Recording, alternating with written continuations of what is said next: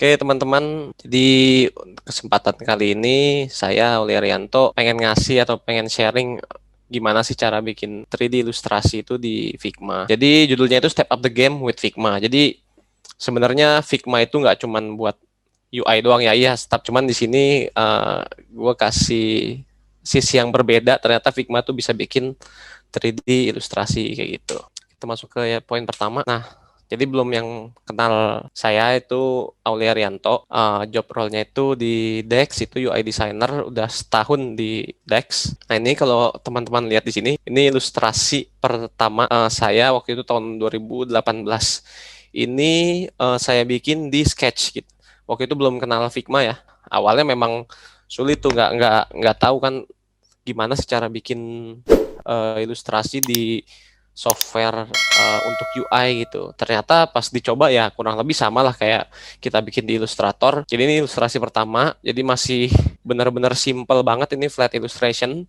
Masuk ke tahun 2019, kenal Figma. Pas udah kenal Figma, itu udah lumayan lah, udah lumayan banyak lihat referensi gimana sih bikin flat illustration, walaupun referensi-referensi itu rata-rata orangnya bikin di Adobe Illustrator. Cuman gua apply ke Figma gitu. Jadi gimana sih cara bikin di Figma gitu.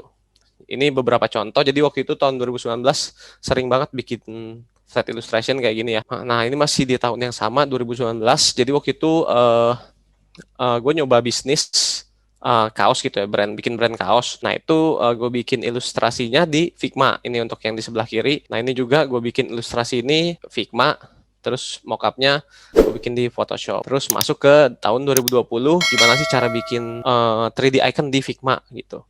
Jadi akhirnya nemulah cara, oh ya ternyata bikin 3D icon itu bisa di Figma kayak gitu. Nah ini masuk ke 2021, mulai banyak explore lagi tentang gimana cara bikin 3D, cuman objek sekarang itu. Dari yang paling kanan atas ini, gue belajar dari simple objek dulu kayak bola gitu ya. Bola gue bikin, oh gimana sih caranya biar si bola ini nggak kelihatan flat, biar dia kelihatan dimensinya tuh seperti apa.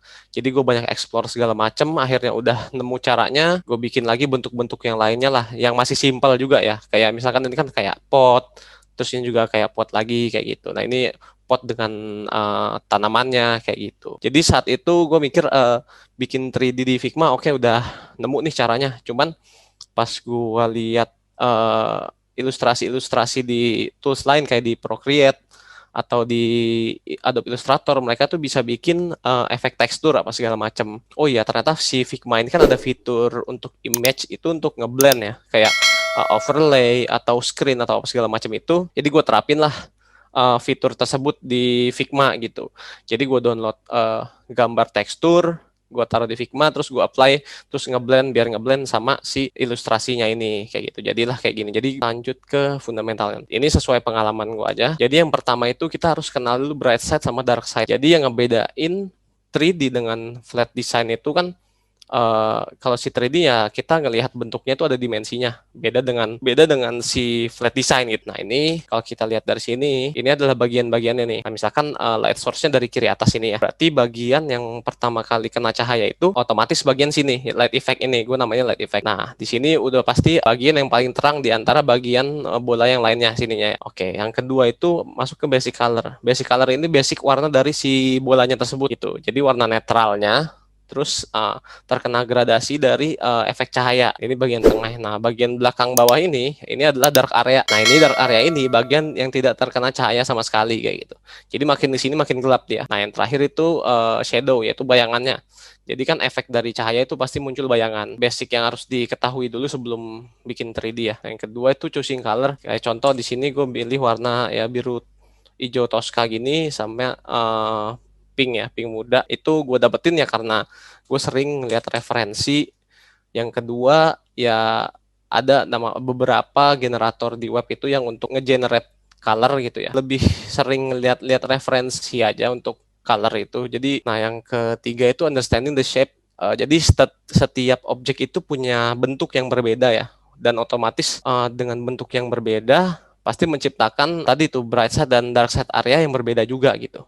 Kayak contohnya ini yang bola tadi ya, bright side dan dark side-nya cuman bagian sini sama sini gitu, bagian kiri atas dan kanan bawah sini. Nah, kalau kita lihat yang sebelah kiri, yang cangkir isi kopi, ini dark side dan bright side-nya itu banyak gitu. Lebih banyak dibanding yang kanan. Karena ini sedikit lebih kompleks dibanding si bola ini. Di sini ada bagian gelapnya, di sini terang lagi, di sini gelap lagi gitu ya. Di sini gelap, di sininya terang kayak gitu. Nah, ini tergantung gimana cara kita imajinasi ini tuh. Kalau misalkan si cangkir ini dari sebelah si cangkir ini kita taruh depan, terus kita kasih cahaya dari sebelah kiri atas kita. Oh, berarti bagian mana aja nih yang bakal kena cahaya dan bagian mana aja yang nggak bakal kena cahaya kayak gitu. Nah, sama kayak gini, ketika ini pot yang isi bunga, kayak misalkan bentuk daun ini. Bentuk daun ini kan berbeda dengan bentuk bola tadi ataupun beda dengan bentuk si pot ini gitu. Nah, begitu pula dengan light side, bright side dan dark side-nya gitu. Pasti berbeda dengan yang sebelumnya.